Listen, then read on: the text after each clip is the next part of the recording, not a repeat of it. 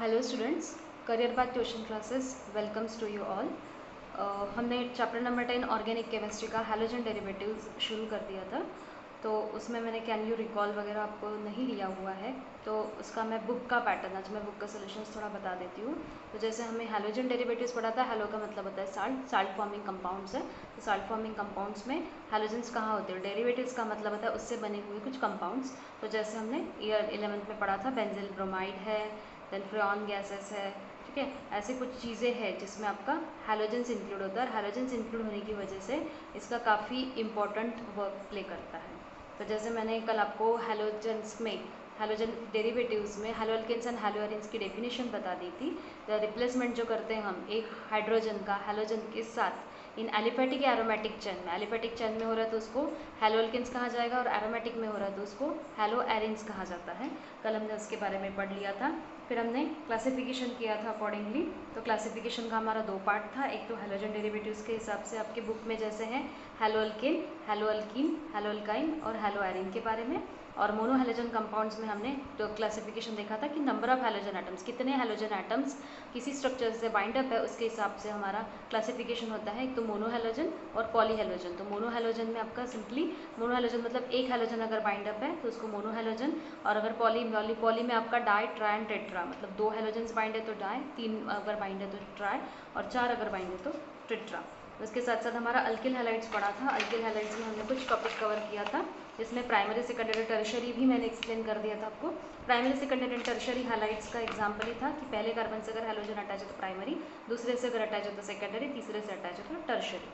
उसके बाद हमने एलिलिक हैलाइड एक्सप्लेन किया था। एलिलिक में मैंने sp3, sp2 और sp हाइब्रिडेशन बताया था। sp3 हाइब्रिडेशन का मतलब होता है अगर एक कार्बन से 4 बॉन्ड बने हैं और साथ साथ में सिंगल बॉन्ड से अगर बने हुए हैं तो उसको एलिलिक हैलाइड्स कहा जाएगा। जैसे यहाँ पे ये कार्बन 4 बॉन्ड बना के है और उस कार्बन से हैलोजन अटैच है, तो यहाँ पे आपको दिख रहा है कि डबल बॉन्ड के नेक्स्ट कार्बन एटम से अगर बॉन्डिंग है तो उसको एलिलिक हैलाइड। बेंजिल ग्रुप के कार्बन से अगर हैलोजन अटैच है तो बेंजिलिक हैलाइड्स। विनिलिक का मतलब होता है डायरेक्टली डबल बॉन्डेड कार्बन से अगर हैलोजन अटैच है तो विनिलिक हैलाइड्स। हैलोअल्काइंस, अल्काइंस का मतलब ये तो ट्रिपल बॉन्ड, तो ट्रिपल बॉन्ड कार्बन से अगर हैलोजन बाइंड अप है तो उसको हैलोअल्काइंस। एरिल हैलाइड्स और हैलोएरिन्स हमने देखा था, तो उसमें अगर हैलोजन डायरेक्टली आपके एरिल ग्रुप मतलब बेंजीन रिंग या अदर रिंग से बाइंड अप है तो उसको एरिल हैलाइड्स कहा था। आपकी बुक में कुछ नीचे कुछ एग्जाम्पल्स दिए हैं, तो ये एग्जाम्पल्स आपको अच्छे से रीड करने हैं। रीड करने के साथ साथ आपको ये चेकआउट करना है, ठीक है। तो इसको आप प्रॉपर्ली अच्छे से पढ़ लीजिए। आज का हमारा नेक्स्ट एंड आगे का टॉपिक है तो प्रिपरेशंस। तो प्रिपरेशंस हम पढ़ेंगे। प्रिपरेशंस पढ़ने से पहले मैं आपको कुछ बेसिक कंसेप्ट बता देती हूँ। तो जैसे मैंने कहा पोजीशंस, हमें पोजीशंस पता चाहिए। तो पोजीशंस जो होती है जैसे ortho, Meta and para directing, ये आपने 11th में पढ़ लिया है। तो जैसे ortho, Meta and para directing क्या है, तो ortho, Meta and para directing अगर बेंजीन रिंग के साथ स्पेसिफिकली एक से ज़्यादा कोई रिएजेंट्स या कोई फंक्शनल ग्रुप बाइंड अप है तो उसको हम ortho, Meta, para position explain करते हैं। तो जैसे मैं अगर कन्फर्मली ये एक स्ट्रक्चर मैं बना रही हूँ बेसिकली समझने के लिए, ये एक स्ट्रक्चर मेरा है, this is a chlorobenzene. Chlorobenzene के अगर यहाँ पे मेरा कोई OH ग्रुप अगर लगा है, ठीक है, तो उसको मैं कहूँगी कि ऑर्थो, ठीक है, ortho product. This is an ortho, this is a Meta and this is a para. तो ये कब मैटर करता है, जब आपका फंक्शनल ग्रुप या जो भी ग्रुप रहेगा वो यहाँ पर अटैच है। अगर वही ग्रुप आपका बेसिकली, अगर ये ग्रुप आपका स्पेसिफिकली अगर इस पोजीशन पर अटैच है तो ये आपका ऑर्थो रहेगा, ये मेटा रहेगा और ये पैरा रहेगा। Are you getting? ये हमने 11th में पढ़ चुके हैं। अगर ग्रुप्स नंबर ज़्यादा है तो ग्रुप नंबर ज़्यादा है तो आपका ऑर्थो, मेटा, पैरा काम नहीं करेगा, तब आपको उसकी पोजीशन लिखनी पड़ेगी IUPAC के अकॉर्डिंगली। जैसे यहाँ पे 2 ब्रोमीन है तो इसको मैं 1,2 डायब्रोमोबेंजीन, क्योंकि ये फर्स्ट कार्बन पे ब्रोमीन बाइंड है पर दूसरे कार्बन पे ब्रोमीन बाइंड, इसलिए इसको 1,2 डायब्रोमोबेंजीन कहा जाएगा। ये फर्स्ट कार्बन पे और थर्ड कार्बन पे, ठीक है, तो 1 2 3 फर्स्ट और थर्ड पे ब्रोमीन, इसलिए 1,3 डायब्रोमोबेंजीन हो गया, और फर्स्ट और फोर्थ पे बाइंड अप है इसलिए इसको 1,4 डायब्रोमोबेंजीन कहा जाएगा। डायब्रोमो क्यों लिखा मैंने, क्योंकि दो दो ब्रोमीन्स मेरा अटैच है।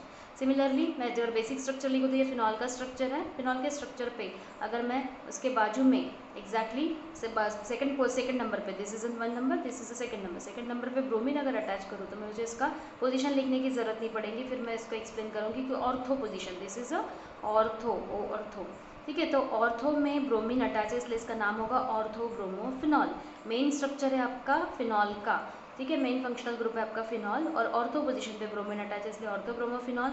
अगर वही पैरा पोजीशन पे ब्रोमीन अटैच होता तो इसका मतलब होता पैरा ब्रोमोफिनॉल, और अगर वो मेटा पोजीशन पे अटैच होता तो उसको मेटा ब्रोमोफिनॉल, और पैरा पोजीशन पे अटैच होता तो उसको मैं पैरा ब्रोमोफिनॉल एक्सप्लेन करती थी, ठीक है। तो ऑर्थो मेटा पैरा डायरेक्टिंग कब काम में आएगा, जब आपके एक एक ग्रुप्स इंक्लूडेड है तब। अदरवाइज आपके अगर फंक्शनल ग्रुप ज़्यादा अटैच है तो आप उसमें पोजीशंस या नंबर्स ही लिखनी पड़ेगी। ये आपका 11th का पार्ट है और इसको आप 11th की बुक से फिर से थोड़ा सा रिकैप करके रिवाइज कर सकते हो। तो हमारा आगे का पार्ट है methods of preparation, chapter number 10 halogen derivatives का आगे का पार्ट हम पढ़ रहे हैं मेथड्स ऑफ प्रिपरेशंस। अब मैंने जैसे कहा था कि ऑर्गेनिक केमिस्ट्री आपके 4 पार्ट में डिवाइड होती है। नॉमेनक्लेचर हमने पढ़ लिया था, इंट्रोडक्शन नॉमेनक्लेचर हमने पढ़ लिया था। अब हमारे प्रिपरेशंस शुरू होते हैं। प्रिपरेशंस मतलब मेन आपका रिएक्शंस पार्ट है। रिएक्शंस पार्ट काफ़ी इंपॉर्टेंट होता है। इसमें से बहुत सारी चीज़ें ऐसी है जो name reaction, specifically name reaction, scientist के जो नेम रिएक्शंस होती है वो कन्फर्मली जाती हैं। बेसिकली इसमें भी आपको नेम रिएक्शंस काफ़ी मिलेंगी और वो इंपॉर्टेंट तब आपको करनी है। तो जैसे मुझे अल्किल हैलाइड्स प्रिपेयर करना है, अल्किल हैलाइड्स का मतलब ये फॉर्मूला है RH। तो मुझे अल्किल हैलाइड्स अगर प्रिपेयर करना है तो किससे प्रिपेयर करना है, ठीक है। अल्किल हैलाइड्स किस तरीके से और किससे प्रिपेयर करना है वो मैटर करता है। तो जैसे हमारा एग्जांपल है, आपको क्वेश्चन पूछा जाएगा कि prepare the alkyl halides from that alcohol. तो फ्रॉम अल्कोहल मतलब अल्कोहल से आपको प्रिपेयर करना है, ठीक है। किससे प्रिपेयर करना है और क्या प्रिपेयर करना है। तो to and from is very important in organic chemistry. ये क्वेश्चनिंग काफ़ी कंफ्यूजिंग रहती है, इसलिए आप थोड़ा ध्यान दो कि किससे क्या प्रिपेयर करना है, क्या पूछ रहा है। आपको फ्रॉम अल्कोहल पूछा गया तो आपको अल्कोहल से प्रिपेयर करना है। टू अल्कोहल प्रोड्यूस करना है तो आपको अल्किल हैलाइड से अल्कोहल बनाना है।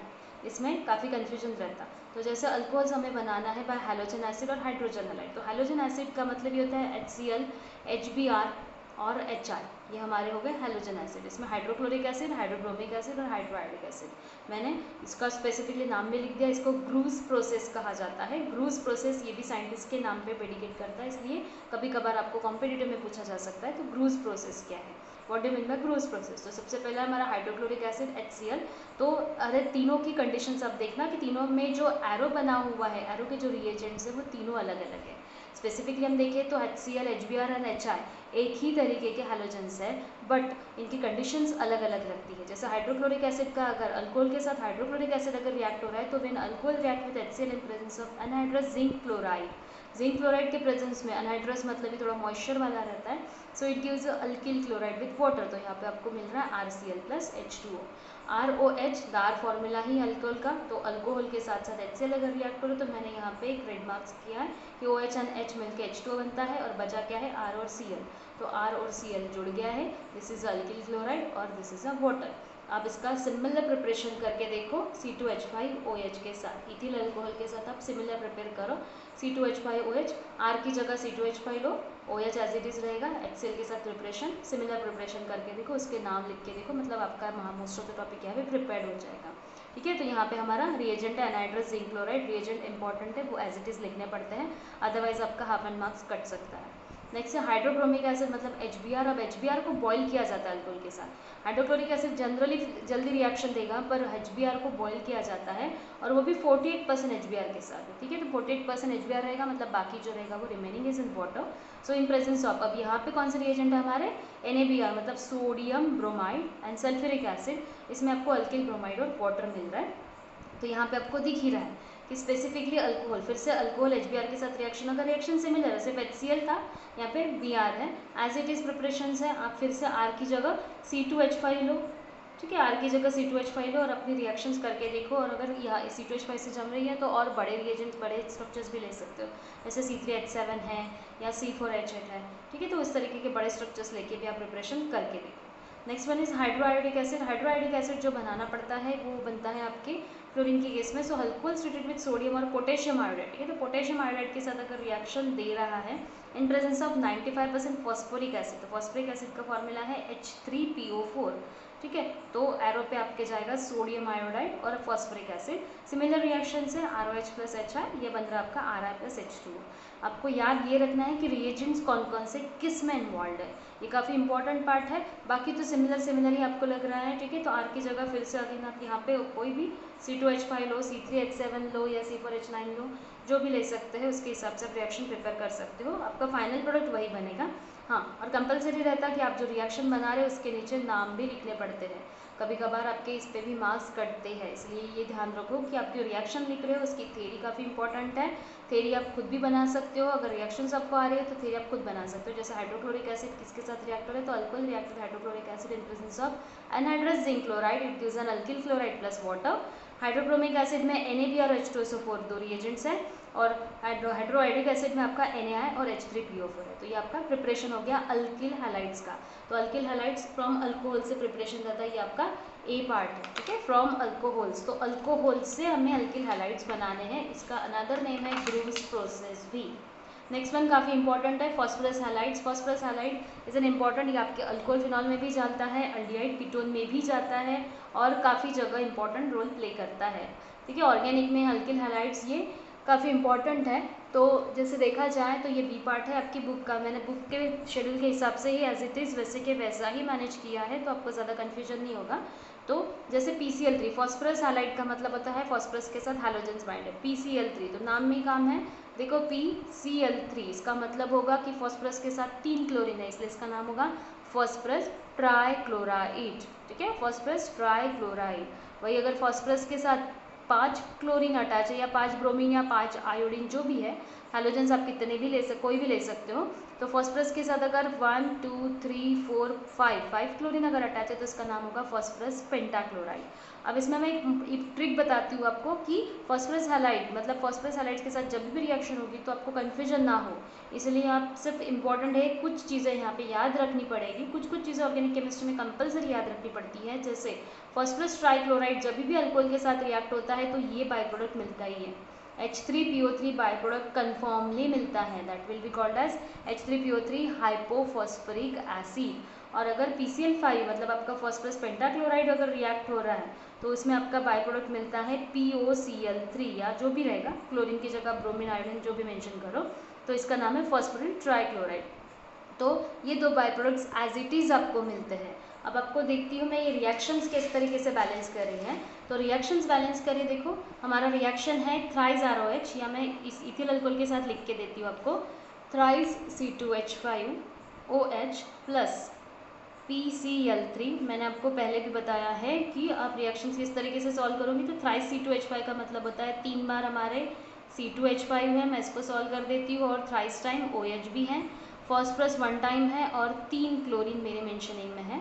और मुझे पता है, ठीक है, मुझे यहाँ पर रिएक्शन में नहीं समझ में आ रहा तो मैंने कन्फर्मली याद रखा है कि फॉस्फोरस ट्राइक्लोराइड जब भी रिएक्ट होगा अल्कोहल के साथ तो उसमें एक बाई प्रोडक्ट मिलता है, उस बाई प्रोडक्ट का नाम है H3PO3, this is hypophosphoric acid. तो मुझे पता है कि H3PO3 बाई प्रोडक्ट तो मिल रहा है, तो मैं उसको कट कर देती हूँ, H3PO3, ठीक है, H3PO3 कैसा रहेगा, तो ये 3 आपके इथिल अल्कोहल है और 3 एक फॉस्फोरस और 3 क्लोरीन।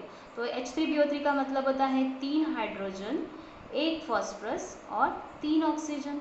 समझ में आ रहा है।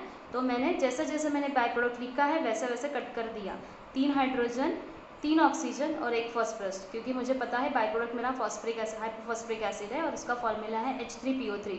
PCl के साथ ये PCl3 के साथ ये एक में रिएजेंट मिलता है, ये आपको ऑर्गेनिक केमिस्ट्री में और कहीं नहीं मिलेगा, इसलिए इसको एज इट इज़ याद रखो कि PCl3 जब भी अल्कोहल के साथ रिएक्ट होता है तो H3PO3 बाई प्रोडक्ट मिलता ही है।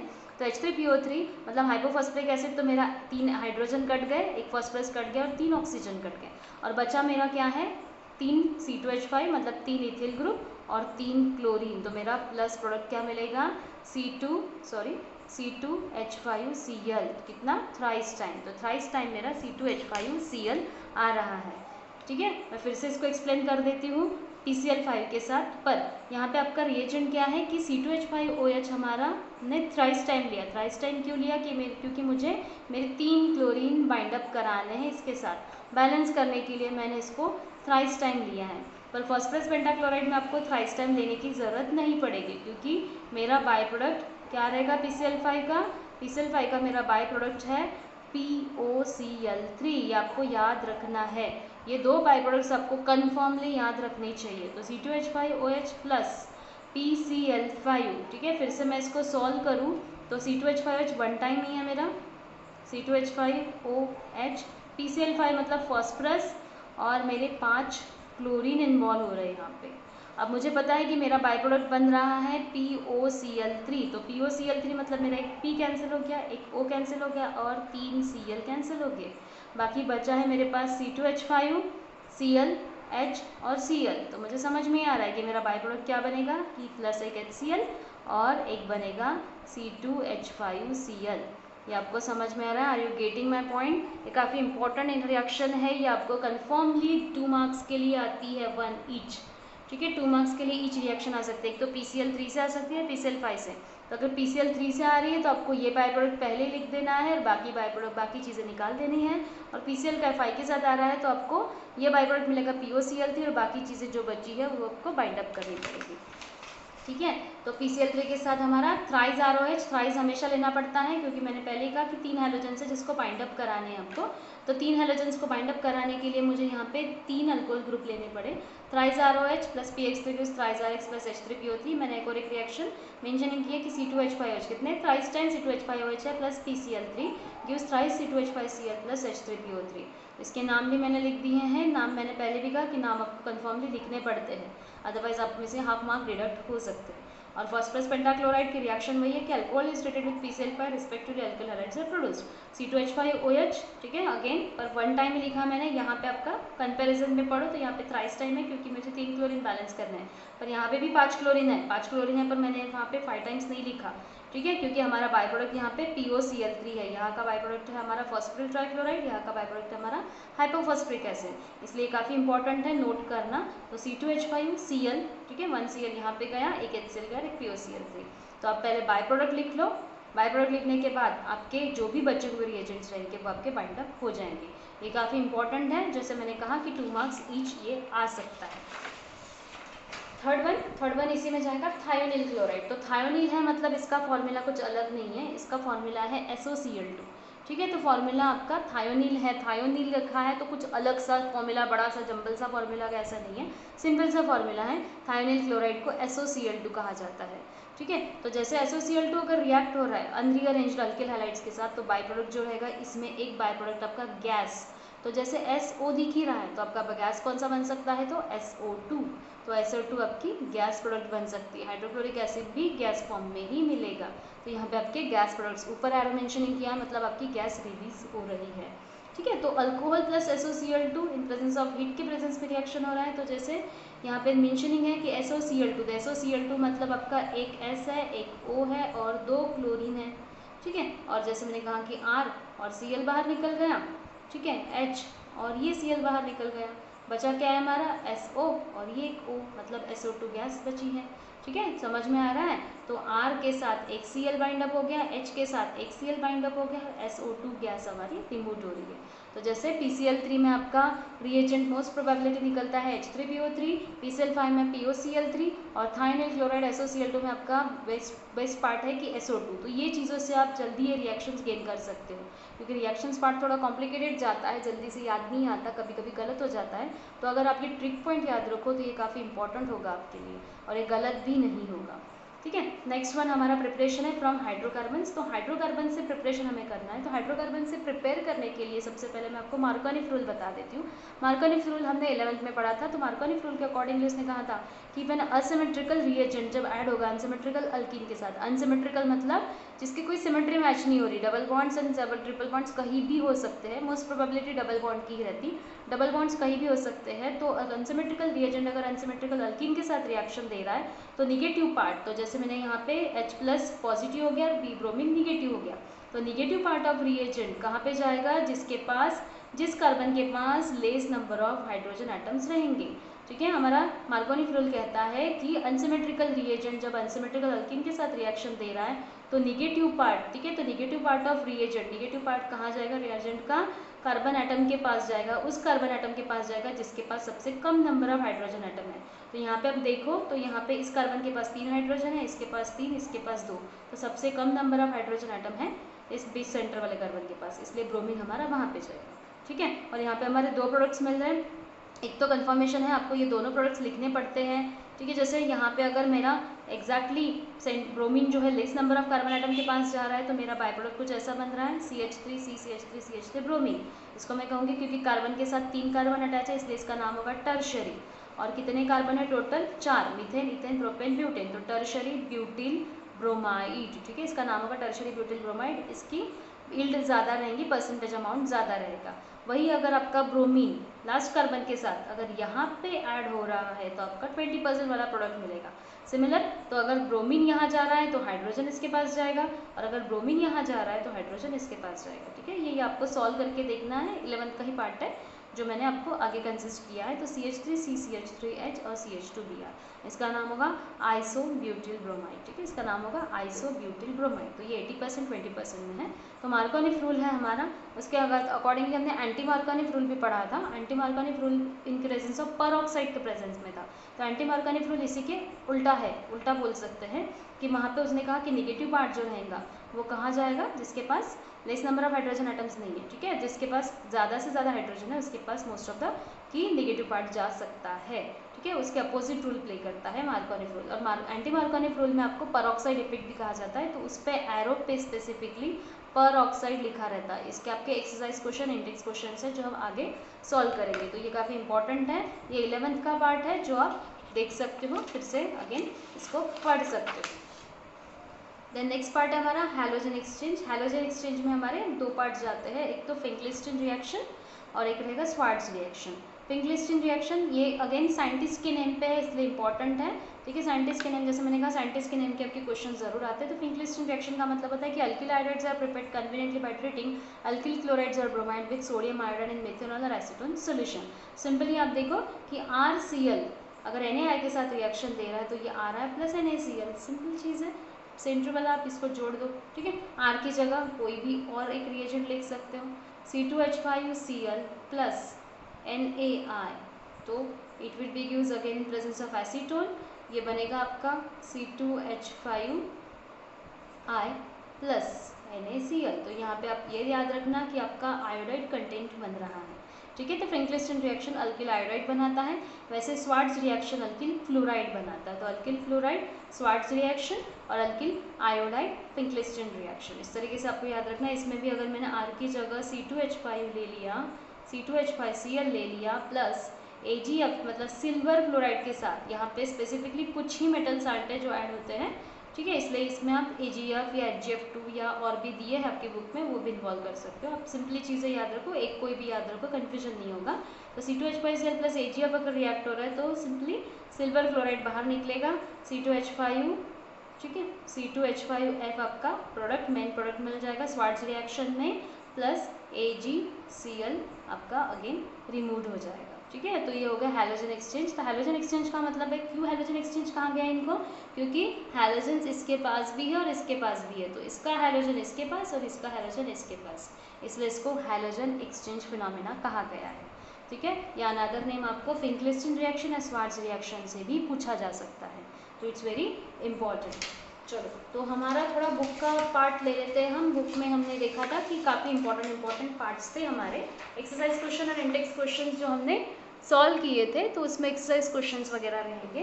तो नेक्स्ट क्लास में हम हमारा एक्सरसाइज क्वेश्चन लेते हैं। तब तक आप अपना एक्सरसाइज क्वेश्चन सॉल्व करने की कोशिश करो। जैसे यहाँ पे T3 एंड T4 के स्ट्रक्चर्स किस तरीके से हैं, ठीक है, ये सॉल्व करने की कोशिश कीजिए। मैं वैसे नेक्स्ट क्लास में जब चैप्टर खत्म हो जाएगा तो सारे एक्सरसाइज क्वेश्चन आपको रिवीजन के तौर पे बता दूंगी। फिर हैलो अल्केन्स, IUPAC सिस्टम में हैलोजेंस जो होते हैं वो सफिक्स या प्रीफिक्स किस तरीके से ऐड होते हैं, तो सफिक्स होंगे प्रीफिक्स होंगे। IUPAC में मैंने कहा था कि अगर मुझे क्लोरोबेंजीन या क्लोरो अल्किन लिखना पड़ता है तो क्लोरीन आपका आगे जाता है, आगे मतलब क्या होगा, प्रीफिक्स या सफिक्स। ठीक है, तो वो याद रखो, उसको देखो। उसके बाद हमारे कुछ स्ट्रक्चर्स है यहाँ पे, इसके IUPAC नेम्स लिखने की कोशिश करो। ये कन्फर्मली आपको लिखने हैं, ये कन्फर्म है, ये आपको लिखना ही है। ठीक है, देन नेक्स्ट क्वेश्चन आपका जैसे हमने आज प्रिपेयर किया, कैन यू रिकॉल वाला क्वेश्चन है, ये भी हम सॉल्व करके देखेंगे आगे। ठीक है, पर आपको एटलीस्ट प्रैक्टिस करने के तौर पे आप सॉल्व करने की कोशिश करो। देन प्रॉब्लम 10.1 में जैसे आपको दिख रहा है कि how will you obtain 1 bromo 1 methyl cyclohexane from alkyne.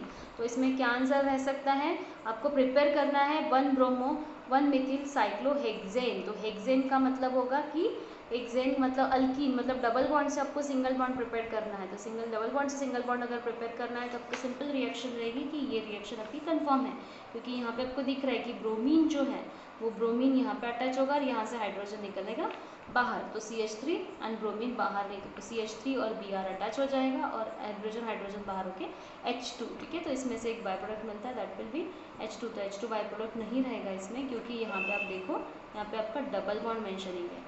तो डबल बॉन्ड है मतलब इस कार्बन का भी बॉन्ड टूट रहा है, ये मैं आगे एक्सप्लेन करूँगी ही। तो हाइड्रोजन यहाँ पे ऐड होगा और ब्रोमीन यहाँ पे।